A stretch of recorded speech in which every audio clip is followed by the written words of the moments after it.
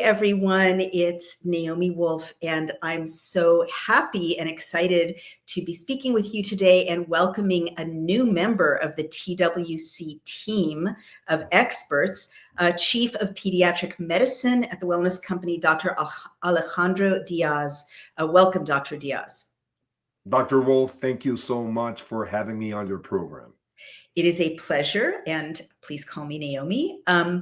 I want to share with everyone what your extraordinary credentials are. And as I've said many times, I love sharing the credentials of the distinguished guests on my show, and especially the distinguished panel of experts that the Wellness Company convenes, because, you know, when we started out all of this real reporting, real truth-telling, the powers that be wanted to dismiss commentators and dissidents as marginal fringe thinkers, and you all turn out to be some of the most highly credentialed experts in America. So here we go.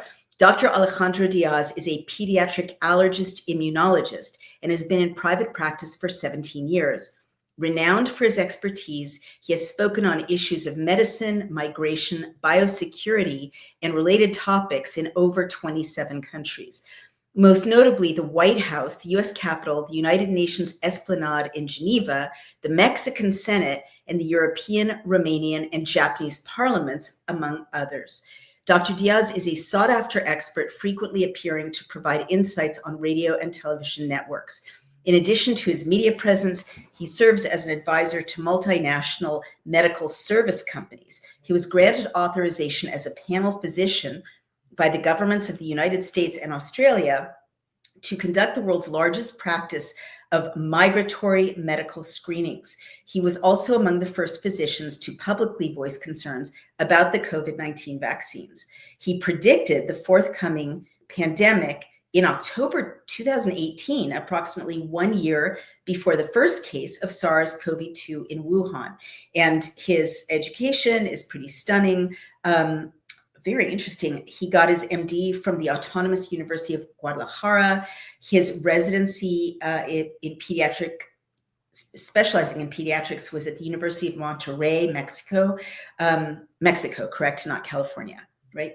Allergy and immunology subspecialty residency at Autonomous, University of Nuevo León, pediatric gastroenterology short fellow program at the Free University of Brussels, Belgium. So an international expert on some of the things I know, people listening many parents are thinking, some of the most pressing issues when you have children, allergies and immune system issues. So let's just jump right in. Let me start with what led you to decide to pursue this field, this line of work. Naomi, well, first of all, thank you so much for having me on your successful program. And let me tell you that I really admire you a lot. I've been following your work, and I think your last book, it's amazing. And I'm very, very happy to be here with you in your program. So basically, how everything started is that once, probably the third week of October 2018, I was interviewed by a very famous broadcaster in Mexico. And he asked me, as a panel physician expert with immigration, what did I think about the caravans that they were forming in Central America? Mm-hmm. And obviously, I spoke about my experience as a panel physician, working in immigration in many, many countries and traveling the world, understanding the migratory process and the phenomena. And I explained that, but what I told him that it really caught his attention was that I was worried because I was seeing the geopolitical sphere, what was happening in Europe, what was happening in America, what was happening everywhere. Mm-hmm. And then with those caravans starting, people gathering in Honduras, coming from all over Central and South America, and then people coming from Africa, Asia, and some other places, it got me thinking that, the only thing that I see here, it's chaos. And the only way they can create an outlet of chaos will be through health. And I said, I think we're on the preface of a pandemic. Wow. And look what happened 11 months after my prediction. Extraordinary. Well, you've said so much in just a few sentences. Let me, if you don't mind, go in and tease things out a little for our audience.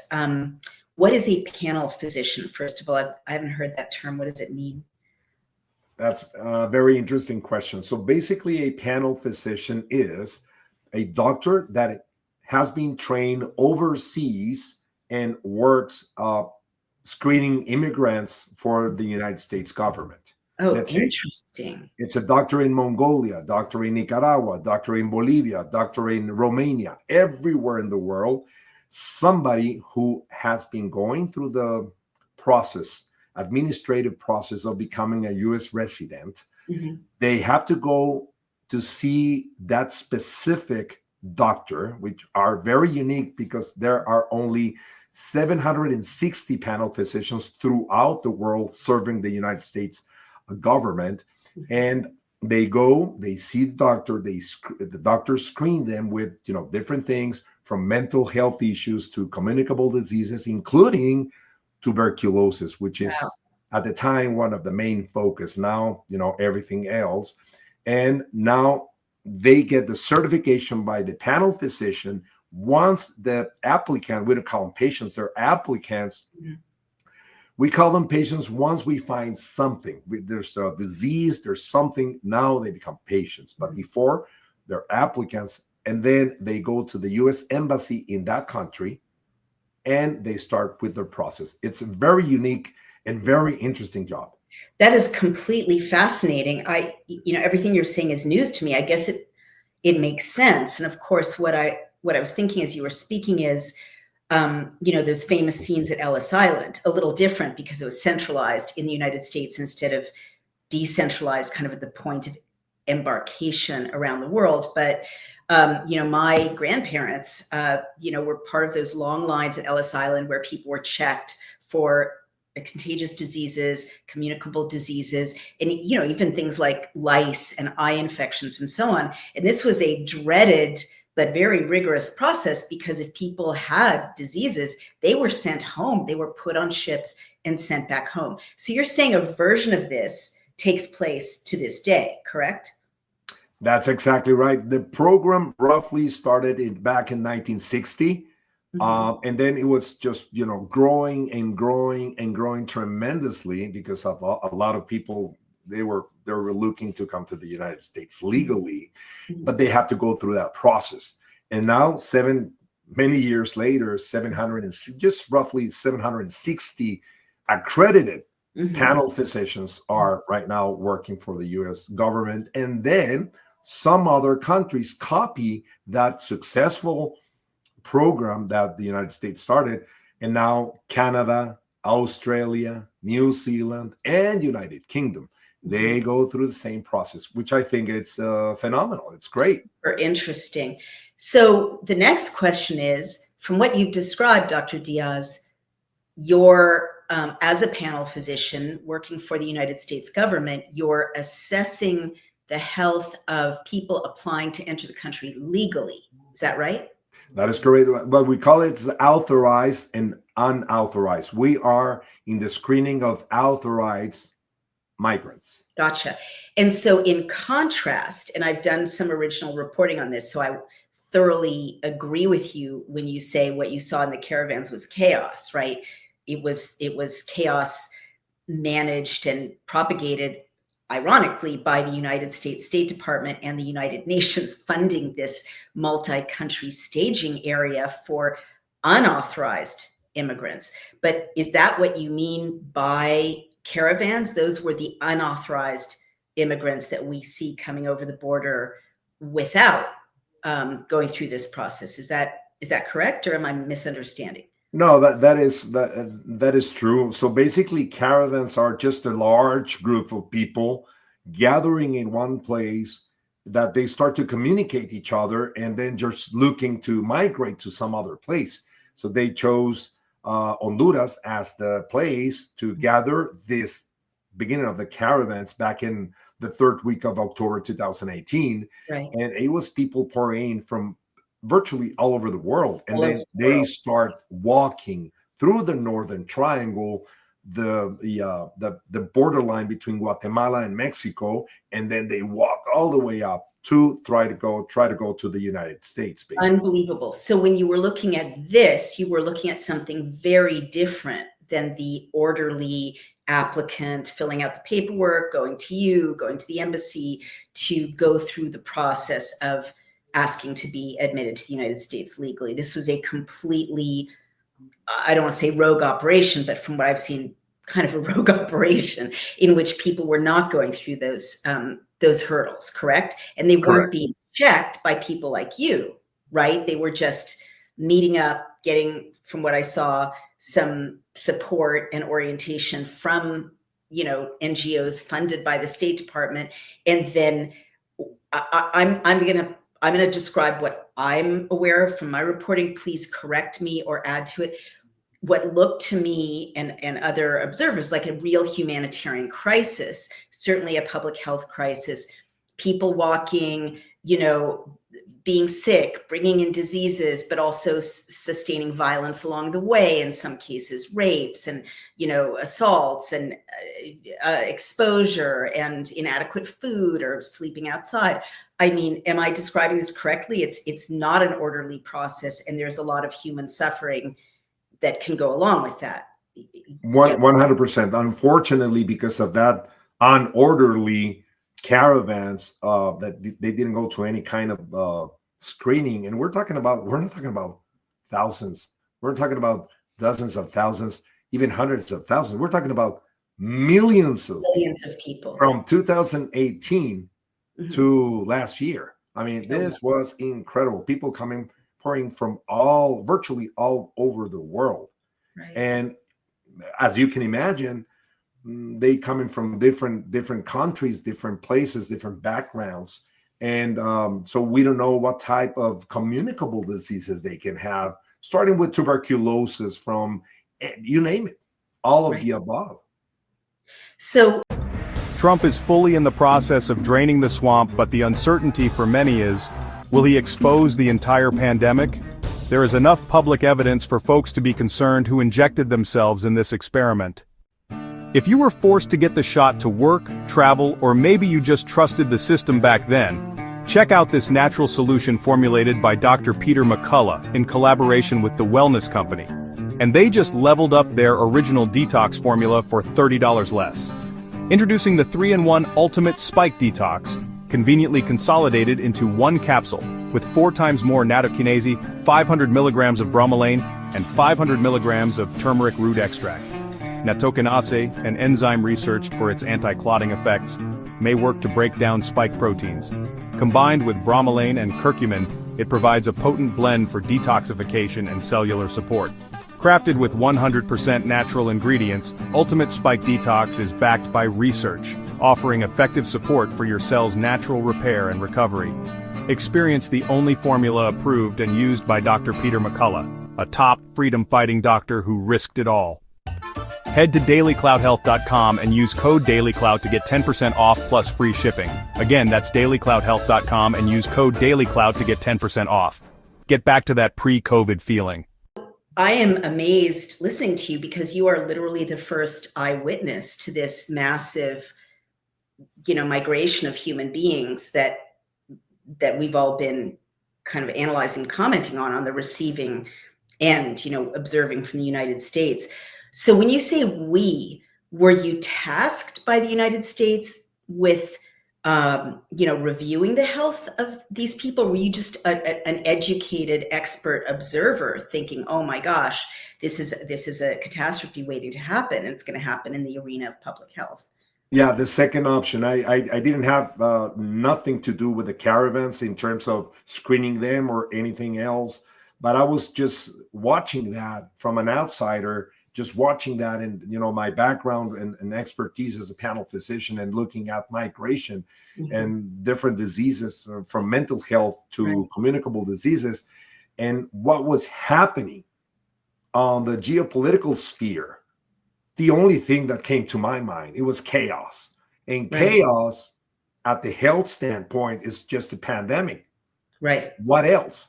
And then I said that on radio, national radio in Mexico, And then 11 months after that, the first case of Wuhan in Wuhan. So just imagine, hey, you predicted it. You say that. What were you thinking? And that was the beginning of my journey. I mean, that is amazing. And I will give you, full credit for prescience, but also, how can I put this? A lot of what I started to question about the truisms of the pandemic and the lockdowns came from just reading history.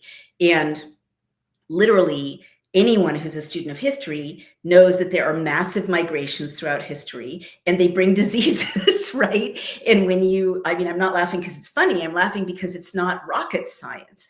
And especially when you're bringing people from all over the world, which is quite historically unprecedented, right? Usually if there's a big migration, it's war or famine or a refugee camp or whatever. I've never seen in my lifetime people from Azerbaijan and, North Africa and Central America and, China, all convening in one staging point in Honduras, as you described, and then kind of being facilitated to walk north, right? It is just predictable that they're bringing diseases from all those places, right? So I'm fully crediting you for, sounding the alarm way in advance and being right, but also shouldn't the experts who are managing this or funding it known, because history shows that that's going to happen? For whatever reason that was, Naomi, I don't know why no one did that at an expert level, and look what happened. Right. We have this, and just the fact of the matter, like from as an immunologist and an immigration doctor, the fact of the matter, I don't call the pandemic, never call it. I call it the COVID operation. Oh, wow. Because it's exactly what was it? It was a COVID operation. It was an operation. Mm-hmm. This was not by chance. This was not by selective nature. It was an operation. And now we understand that. At the beginning, I knew it because it was just common sense. But now we know a lot of things. Mm-hmm. We know more. As an operation, and since it's predictable that millions of people from all over the world walking into a country without any screening would bring new communicable diseases, do you think it was intentional to let those diseases in? What I think is that it was intentional. I don't know who did it. Probably I don't care who did it. But what I do care is the outcome. Right. Because as a human being, as a citizen of the world, as a physician, as a father of four, husband, and a Christian, I said I have to do something in order to help the vast majority of people. Right. And, I put my 2 cents. Wow. Yeah. Very brave. I mean, may I say it was especially brave of you because you were fully, I don't want to say you were fully in the belly of the beast, but, you were employed by the same government that was facilitating all of this and calling it a pandemic. And it was brave of you. Let me just acknowledge how brave it was. And Dr. Diaz. Let me just say something which is important. Sure. I haven't been employed as a panel physician since 2016. Okay. So I'm kind of a freelancer. I understand. But, a lot of years of experience and understanding the phenomena. Right. You understand a lot of things. And I've been saying during my conferences, if somebody understands migration, mm-hmm. My God, you understand so many things of the social aspect and the mass formation and so many things about life. Oh, really? It's incredible. That's another conversation I really want to get into. But let's fascinating. That's fascinating. But so I understand what you're saying. You were observing with the many years of expertise you brought with you as a panel physician involved in immigration. I mean, as a layperson, the first thing that is really jumping out at me from this extraordinary description is that 700 plus doctors are employed by the United States government around the world to do the things that weren't being done for these millions of people walking north and crossing. Well, I have to say something. As I was said at the beginning of our conversation, Naomi, this 760 physicians that are currently working right now, Mhm. they are specialized and only see um, authorized migration, Mhm. not unauthorized. And this, Interesting. the caravans, they were, unfortunately, they were unauthorized, Mhm. it's a complete different thing. Would you say that health, but you take my point, right? That Oh yeah, of course, yes. government sees a value and has since the days of Ellis Island in screening the health of people coming into the United States of America. Probably every government in any civilized country sees the value of that. Um, and that wasn't happening. There was no screening of these millions of people who were kind of biological units in addition to being human beings shipped north into a whole new population, right? That wasn't. Unfortunately, You have to stay healthy and well at times like this. You know that I often have suffered from mobility issues, and now I don't. Part of my lifestyle is native path collagen. So, native path's collagen formula is made with ingredients that are scientifically developed to increase bone mineral density, support tissue recovery, reduce wrinkles, enhance hair thickness, and strengthen nails. Who wouldn't want more collagen with all of these benefits? So right now, when you visit getnativepath.com/daily clout, you can stock up on Native Path collagen for up to an incredible 45% off today, plus free shipping. Every order comes with a 365-day money-back guarantee. You can try it risk-free today. It is a single ingredient formula with no fillers, additives, or artificial sweeteners, and it's third-party tested for heavy metals, which makes sure that it is pure and safe. It's flavorless. You can add it to anything. I add it to my oatmeal. You can add it to coffee or smoothies. Its formula makes it more bioavailable, meaning it's absorbed more easily and mixes without clumping. And the best part is Native Path is offering amazing bundle deals, 3 or 6 packs at a fraction of the price of other brands.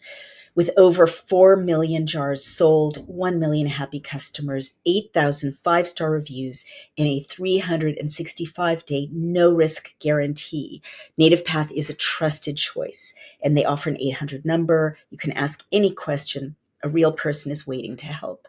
You can join a private Facebook community. I love these people. Share recipes, success stories. So that's getnativepath.com/daily clout and start your experience of transformation today. unfortunately not. But even worse than that, Naomi, they didn't call the experts.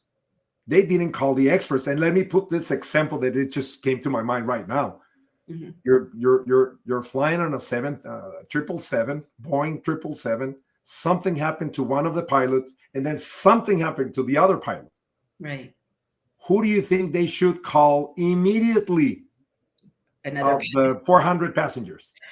a pilot, presumably. Is there a pilot on board? Because we need it immediately. Yeah. Unfortunately, for whatever reason that was, they didn't call it the experts. You're absolutely right. I mean, that should have happened. In the face of this massive flow of humans, the government should have said, okay, we've got these 760 doctors who know what to look for, who know how to handle this. Let's put them at the checkpoint, at the border. If people are going to walk in, at least let's check if they're bringing scrofula, bringing scabies, bringing tuberculosis, and that did not happen. That's pretty much what you're saying. That, in other words, the government has a cadre of doctors with deep expertise in migration, and they didn't call them. And in screening people who are migrating from one population to another, they didn't call them. That is astonishing. As far as I know, nobody was called. I mean, you saw these people just walking north, and I didn't see any kind of wellness checks, reproductive health. Are you pregnant? Are you, do you have measles? Do you have, tuberculosis? I didn't see any of that. I just saw this incredible, I mean, I don't want to put it this way because it sounds inhuman, and I'm not trying to not be compassionate, but it seems like this globalist plan And I think you're quite right to talk about the geopolitics of this, right? Because it is a geopolitical situation that was allowed to happen or facilitated, well, totally facilitated. They were treating humans as a bioweapon. Exactly. In fact, I was invited. I have been invited to different important venues, and I think I was one of the first talking about bioterror, including bioterror, which is I really consider the COVID operation was nothing but bioterrorism. Right.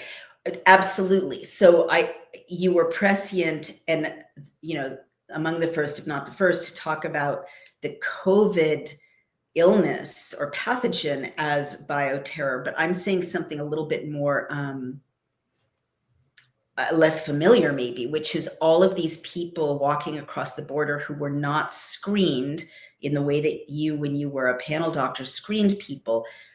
They are also their own bodies, the mass of them are being treated as a bioweapon, right? I'm not saying they're being infected and set loose on Americans, but they're not being infected, right? They could be infected and they're being set loose on Americans because, I mean, it's like unsafe sex, right? The normal precautions are not being taken, right? The normal preventions of infectious disease or, other kinds of problems are, mental health problems are not being taken. Isn't that correct? And in any pool, I mean, this is not to demonize, any group of people, but if I've thought about this a lot, bear with me. And I really stress that I'm the daughter and granddaughter of immigrants because I think we have to have these conversations and they are not necessarily racist or ethnocentric to have these conversations. So where I was going is people who choose, or they're not, in my view, they're not racist if you have them in a non-racist way.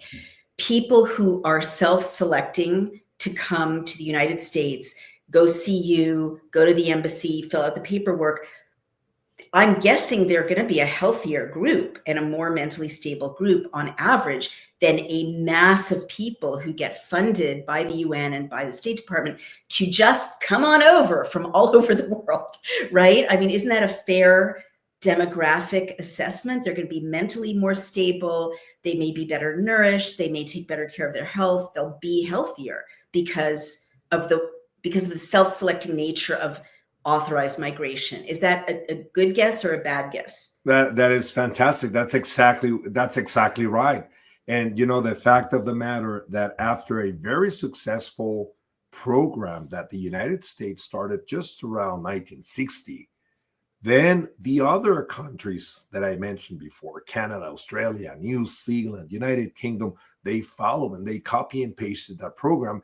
Now it's an amazing program because exactly what you just said. I mean, we as humans, when we migrate, I'm an immigrant as well. When we migrate, we not only take ourselves and our just I'm here and then I'm going to be there. We're bringing our problems, our mental issues, our communicable diseases, our health problems. We're going to a new culture, new language, a new space, some places that I haven't been before. And so it's why it's so complex, very complex, but it's fascinating and it's interesting. Right. But so are you agreeing that people who self-select to immigrate in an authorized way as a group are going to be healthier mentally and physically than people who are just randomly shipped across borders by the State Department? That's a very intelligent question. It's a tough We don't know answer because we don't have the studies. Right? It's tough to answer, but what I can tell you is that the program can screen exactly for what's going on for that potential immigrant. Right. So in other words, health, how is your, et cetera. So perfect answer. In other words, two groups, the ones seeking authorized entry, the ones engaged in unauthorized entry, could be identical in their level of illness or infectious disease. Oh, yes. You and your doctor colleagues screen out the serious problems. So the ones who finally get to the United States in an authorized way are going to be healthier than the group who hasn't had the screening. So now let me ask this very important follow-up question. What kinds of infectious diseases, mental health problems, other problems would you, with your expertise, expect to see in caravans of millions of people from all over the world just going north? Very good question. And so basically, you can, this is another conversation. We can do a podcast of this, only talking about You'll be immigration back, medicine. don't worry. But It's amazing. So obviously, we will look for all sort of different mental illness from A to Z, and the same for communicable diseases, from tuberculosis, from leprosy, oh my gosh. STDs, a lot of STDs, sexually transmitted diseases, and anything you can imagine under the sun. So that's why the screening is so important. It's so important for the betterment of the individual who is migrating, but also for the community who is receiving this immigrant. So it's a win-win situation, which is important. And let me set an example real quick. Let's talk briefly about tuberculosis. In any country, in any doctor's office or hospital, the patient will come in to the doctor's office or the hospital to look for help. Doc, I've been coughing, I've been losing weight, I've been spitting up blood, and I'm not hungry. I'm sweating at night. I feel terrible. What do you think I have? That's a first semester of medicine. Right. That's a 101. So you have to guess it's tuberculosis. But the patient is asking for your help. The signs, the symptoms, everything. You take a chest X-ray, and then you do the lab, and then it's tuberculosis. You treat the patient. Here, it's totally different. Why? Because for obvious reasons, most of the immigrants, they will not tell you that they're sick or they're experiencing these signs and symptoms. So you have to become a kind of a detective, and you actively, what the example that I just explained, it's passively. They come to you and they show all the signs and symptoms from the textbook. Even if you don't have experience, you will say, this is tuberculosis until proven otherwise. On the immigration world aspect, totally different. You actively look for tuberculosis, which is a protocol. That's, and among many other things, it's what it makes this so interesting and fascinating. Wow. So the screening that you did as a panel physician for each person, how long did it take? It sounds much more in-depth than I was assuming. I mean, do you do tests for every single person? How do you check for STDs for every single person and infectious diseases? How do you do that? Very interesting question. So there are protocols and there are phases of the interrogation and the medical history and so on and so forth. But it's through basically the history. If we find this and this and that, we go to the next step. We take a chest X-ray, we'll take some lab work, we'll take some samples, we'll do this and that. And this is how we discover different diseases. And we classify it as class A, class B, no class, etc. And that only helps everybody. It helps the immigrant, it helps the community, and it helps the system. So you mentioned in your list of hypotheticals, diseases, well, leprosy, right? We think of that as a disease of the past, right? I mean, I know it still exists, but it's not really a problem in the United States. But theoretically, someone with active leprosy could come into the United States and spread leprosy, right? It's a communicable. Hey, everyone. Naomi Wolf here. How are you doing with your New Year's resolutions? January is here. My start was pretty easy. My resolution was to focus on my well-being, and we all know that the foundation of well-being is a good night's sleep. So if I could do just one thing to improve my sleep and overall well-being, it is taking the number one mineral for sleep, which also helps me personally on so many levels. Yes, I am talking about magnesium. Actually, I am talking about the Magnesium Breakthrough by Bioptimizers. It's 7 different forms of magnesium in this supplement, which are involved in over 600 different biochemical reactions in the body. Pretty much every function in your body is upgraded when you do take magnesium, from the quality of your sleep for your brain function, metabolism, to your stress levels. And even if your 2025 resolution is not to focus on your health, as mine is, how are you really going to be able to achieve all your goals without quality sleep and stress management support? It's hard to do that. So please do yourself a favor and make Magnesium Breakthrough part of your daily routine this year so you can get the vitality that you need to conquer your dreams. Go to buyoptimizers.com/daily clout now and enter promo code daily clout to get 10% off of any order. And if you subscribe, not only will you get amazing discounts and free gifts, you will make sure that your monthly supply is guaranteed. Again, that's buyoptimizers.com/daily clout, promo code daily clout. Take care. Disease. I'm thinking too about STDs, like the worst STDs like gonorrhea and syphilis that used to destroy lives have really been managed, and they're not a virulent, kind of raging problem in American populations.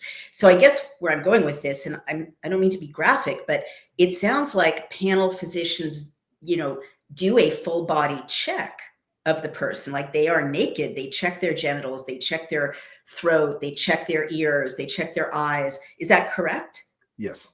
Yes, obviously it's a very well covering the patient, helping the patient to feel secure and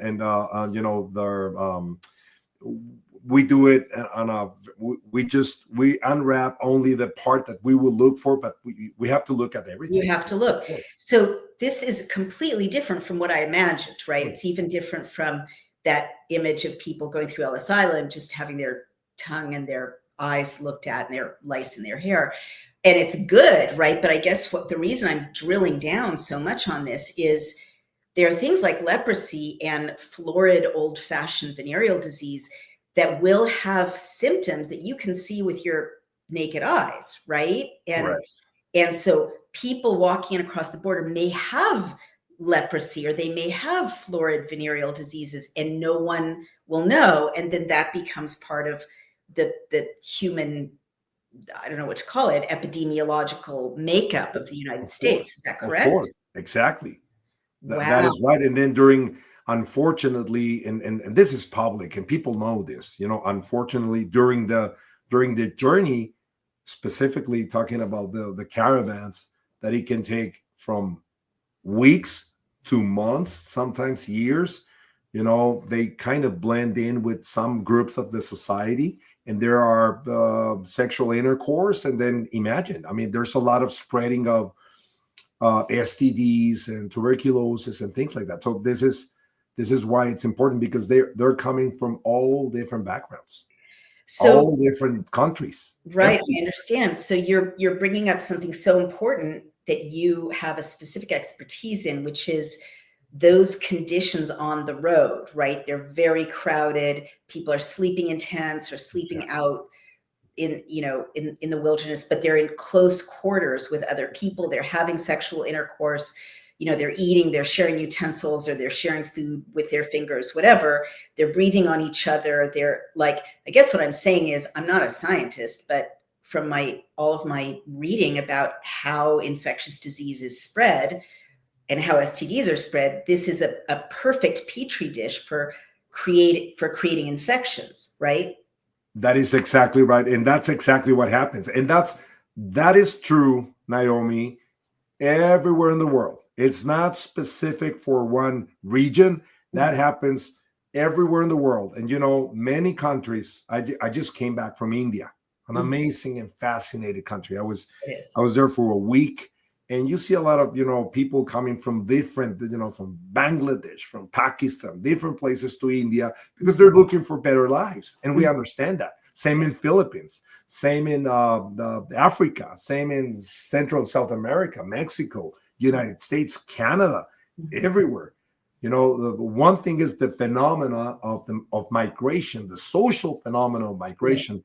But the other aspect, which is very interesting as a doctor, is the health the health issue of migration, which is fascinating. Right. Wow. So what are two more follow-up questions. This is just mind-blowing. And I kind of can't believe no one has tackled this subject, in all the commentary about immigration. I've literally barely seen this issue touched on. Well, I guess no one writing about it or talking about it has your expertise, but what are the most, like, if you had been trying to warn the Biden administration about what is at stake in terms of infectious disease or STDs, other issues, mental health issues, what would be your top 5 fears, right? I mean, list them, like tuberculosis, schizophrenia, leprosy, what were you most worried about? I will have to say definitely on the top of the list, because of the nature of the disease, it has to be pulmonary tuberculosis. It's a fatal disease. It can be fatal, right? If you don't treat it, if you don't get it at the right time, early enough to treat it and to isolate the patient and do all the things we do, not only it's a deadly disease by itself, but it can spread out and you can end it up with an outbreak. Can you imagine an outbreak of tuberculosis? This is why there's a lot of emphasis on actively looking for tuberculosis. But on the other side of the token, syphilis, chancroid, gonorrhea, you name it, everything, the whole spectrum of communicable diseases, leprosy. We haven't seen any cases of Ebola or Marburg or any other of those diseases yet, thank God. But there's a constant threat, obviously. And what mental health issues would you be concerned about? This is interesting, Naomi, because immigration by itself, just to migrate, I don't care if the migrant is authorized or unauthorized. It's a stressful situation. Sure. It's hard. Yeah. It's hard to migrate. You're going to a different place, different country, different culture, different food. You're leaving your loved ones. I mean, the complexity of migration is very, very, it's deep. Yeah, I'm sure. And they tend to get depressed. A lot of depression. Yeah, that makes a lot of depression, but that's only for the phenomena itself. But just imagine that they are having their problems for years, and you can, it could be from bipolar to schizophrenia to paranoia to virtually every diagnosis on the DSM. Wow. The DSM, basically. Are you able to screen for violence? Oh, yes. Oh, yeah. It's a very interesting and unique conversation, the one that you have with the patient, with the applicant. Mm-hmm. And if you are very well trained to bring those subjects, you will be able to elicit a lot of interesting information. And there's a lot of violence, a lot. And so no one is screening for violence among all the people who are crossing the border in an unauthorized way. There's no. I'm afraid not at that level, not at the very, very high, sophisticated and professional level. But also no one's, I'm sorry to interrupt, Dr. Diaz. No one's screening for like paranoid ideation or florid bipolar illness or schizophrenia, like people with, any population has some people with a DSM-4 mental health diagnosis that's serious. Nobody's identifying people who, can't function or are a danger to themselves or others. There are different shelters in Mexico that are run by different organizations like NGOs. Mm-hmm. And I think they should ask those. They ask those things. I think, but I haven't been there. Mm-hmm. But I really hope that they're asking those questions. Well, now the situation it's much less since President Trump took office. But millions of people are in this country, and even if the situation is reversing itself to some extent, I think as a matter of understanding our own history, we've really got to understand what happened here. And it's, it's still happening in Europe, and the next administration could just let the caravans in as well. So I think this is an important conversation, even though, it's much harder to just walk in across the border now.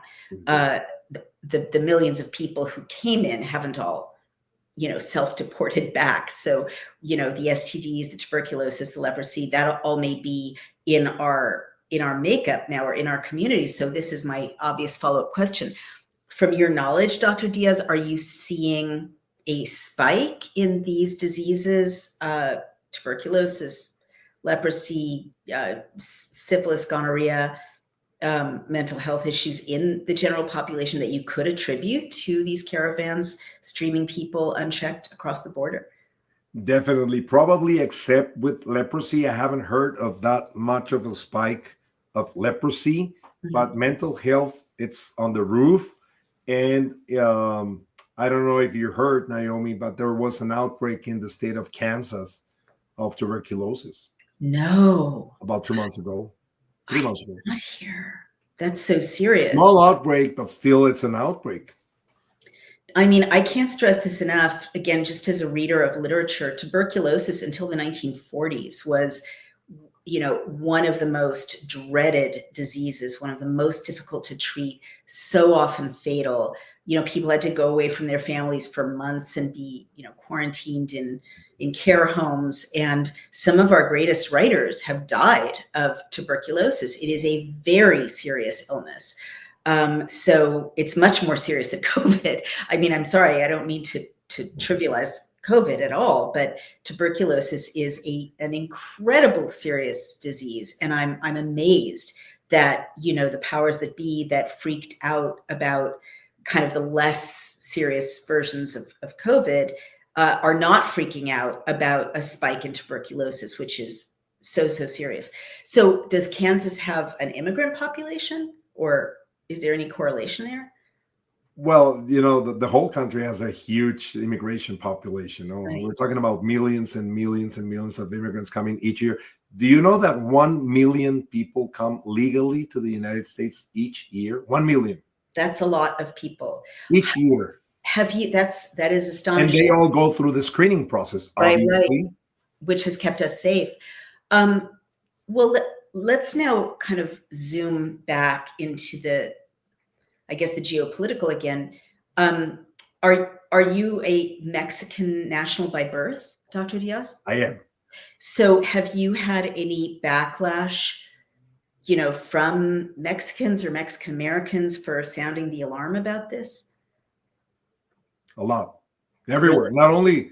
Not only here and there, everywhere, because somebody has to tell the truth. And I think God chose me to be one of those. I mean, among you and many other frontline doctors and brave people to start, telling the truth about the COVID operation and what happened and the toxic injectable products of experimentation that I will never call them vaccines and things along that line. That's why, we were raising our voices and putting our hearts to the people because we really believe in people, and I believe in people. And I think authorized voices like us should be talking about and addressing specifically this insane, this madness, this mass formation psychosis that happened during the COVID operation. And right now, March 24, 2025, we are just starting to see the tip of the iceberg, Naomi. This is just the tip of the iceberg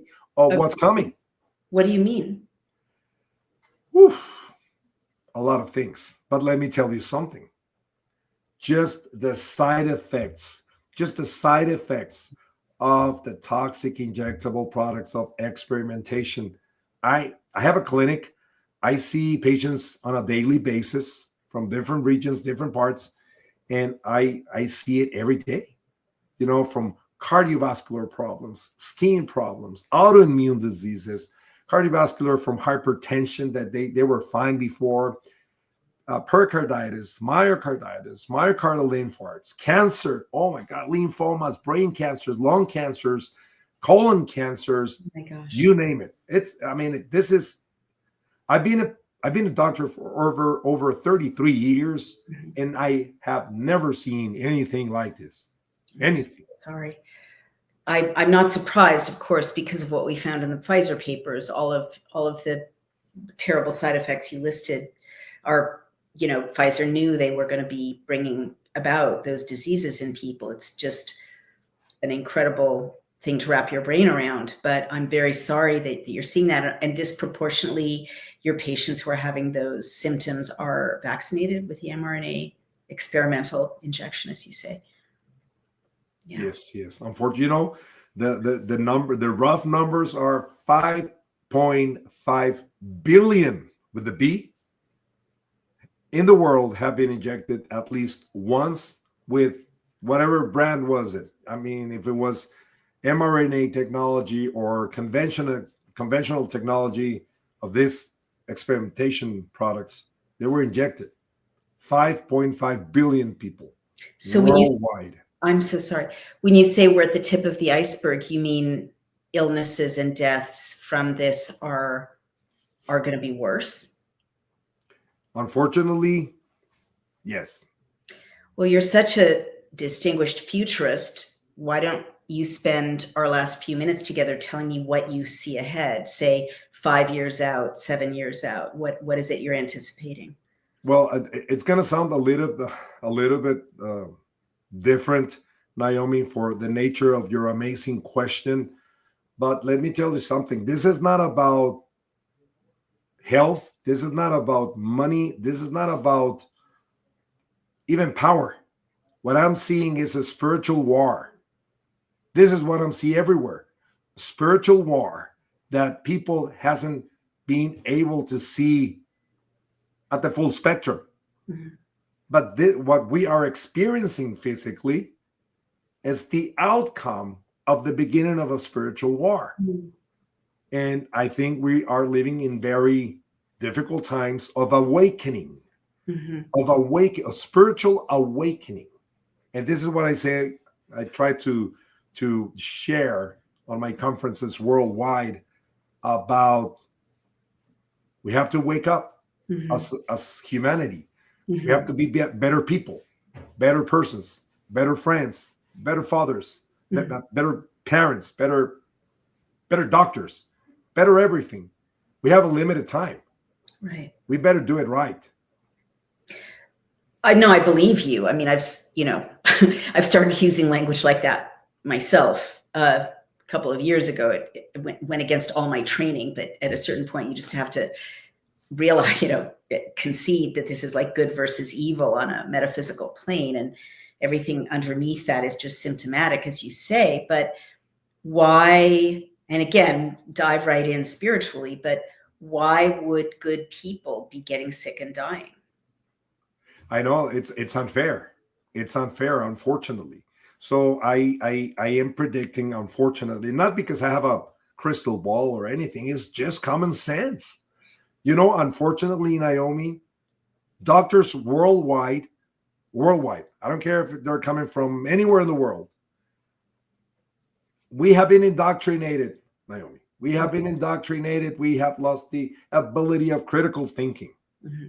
We have lost the ability of common sense, if you will. Mm-hmm. And unfortunately, we are very scientific, and we read a lot of papers and a lot of textbooks and here's and there's, but where is our common sense? Mm-hmm. So what I'm anticipating is a cascade, unfortunately, a cascade of events after the injections of these products at different levels, from a lot of cancer, a lot of autoimmune diseases, a lot of cardiovascular problems, and there's a lot of fear in the community. Is there? People know. Yeah. What part of the country are you living in now? What part of the country is your clinic in? I live in the United States. Yes, I'm sorry, but what are you in? Texas, California? Texas. Yes. Okay. I only ask because it's my experience that awareness really varies from state to state, region to region. I'm not surprised that people are waking up in Texas. My gosh. Wow. So you expect just physically for things to get worse. It's not like the worst is behind us. If you haven't died or gotten sick by now, you can't just breathe a sigh of relief. Yeah, I'm expecting, unfortunately, that a lot of people would start to get sicker and sicker, and from all sorts of disease. From basically, it's inflammation. Mm-hmm. Inflammation. The basis of any disease, it's inflammation. And unfortunately, what happened, with that nonsense of measures worldwide. I'm not talking about specific country or region. Worldwide, this madness, this mass formation of lockdowns, masking, social distancing, everything. They basically, what they wanted to do, whoever they were, I don't care, to affect the three main pillars of society, Naomi. Mm-hmm. The main pillars of society anywhere in the world, it's through faith, family, and health. That's exactly what they did. Yeah, you're right. They affect those three main pillars, and people are starting just to, not even recovering for that. Right. We're starting to see a lot of mental health problems in kids, in adolescents, in young men, in young people everywhere. You think that's caused by the inflammation or by the lockdowns and the breaking of social? A combination of factors, what we call multifactorial. Okay. Everything combined, hence what happened, unfortunately. Well, in our last, I believe you. And would you say, am I understanding the mechanism, the reason you're expecting it to get worse is that the spike keeps proliferating, or what's the reason that you expect it to keep getting worse? Yeah, the spike and probably the other components that we can do a podcast about that. They're continuing getting a lot of inflammation, which it will transform into a lot of disease, a lot of problems, from circulation to autoimmune and different aspects, because the body doesn't know and doesn't understand how to get rid of that. Right. This is why, and one of the main things, one of my main topics that I speak worldwide, it's about biopolitics. Biopolitics with a K. And biopolitics basically is the intersection of human life and health with politics. Because 99.9% of politicians worldwide, they are not doctors. Right. They are not physicians. Right. Yet they are legislating about health on issues that they don't understand. Very true. So it's important to invite the experts to create a community and have a healthier community. People, they want to live longer and better. Yeah. And healthier. Yeah.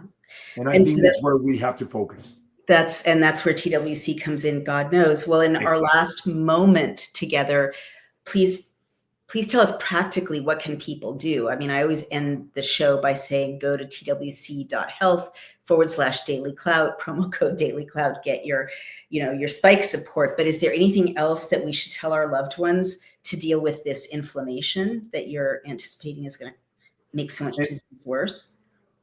Yes, Naomi, and let me take a moment to say this, that I'm very, very honored to be part of this amazing group of people at the Wellness Company with doctors like Dr. McCullough, Dr. Thorpe, Dr. Pansky, Dr. Victory.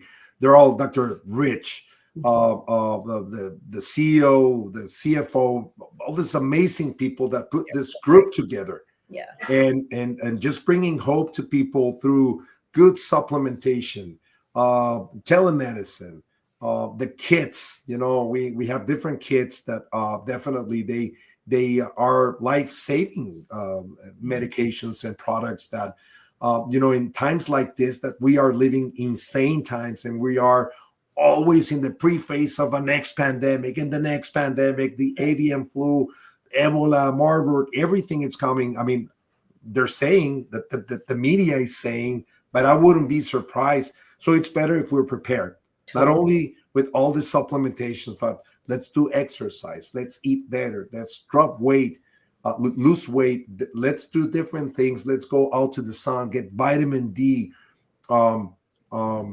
different things that we can do in order to be better, healthier, and live a better life at the end of the day. Thank God that we have people like you and your colleagues at the Wellness Company. And as you were making your list, I was thinking, oh, right, all of those things do help with inflammation, don't they? Even sunlight helps with inflammation, doesn't it, Dr. Diaz? Of course. One if you remember on some of I'm sure many of the books you have read, what happened? We were talking about tuberculosis. What happened back in the past century? In the past century, when they had a patient with tuberculosis, go out to the sun, get vitamin D. Lie in the sun, exactly right. Like The Magic Mountain, one of the great books by Thomas Mann. Well, this is so profoundly important. Thank you so much for giving us so much of your time. I just want to reiterate to everyone, you know what to do. You've got to load up on the spike support, the nattokinase, if I'm pronouncing it correctly, and you also need to get that emergency kit in your house. My husband and I use it all the time, but especially in a time of, new diseases walking across the border, it is never more important to be able to attend to your family if there's an infectious disease around. And at the other kind of emergency situations that the emergency kit addresses. I hate to let you go. This has been completely fascinating. I've been on the edge of my seat. Where do people find you? And I'm sure we'll have more of a chance to talk again. There's so much more to say, but where do people find you for social media, or if they have questions or comments, where do they go? Yes, everybody can find me. I'm kind of active on X platform, and you will find me as Alejandro Diaz, MD. Perfect. At Alejandro Diaz, MD, and I'll post every now and then some interesting things. You guys have to follow Dr. Diaz, and I want to thank you so much for being so brave. You've saved many lives, but you've also given us a big picture that honestly no one else has given us. I'm super grateful to you, and I'm sure history will remember you and your colleagues at the Wellness Company. I'm going to sign off, but I want to thank you so much, and we'll see you again soon. Naomi, thank you so much. It was a pleasure. Likewise.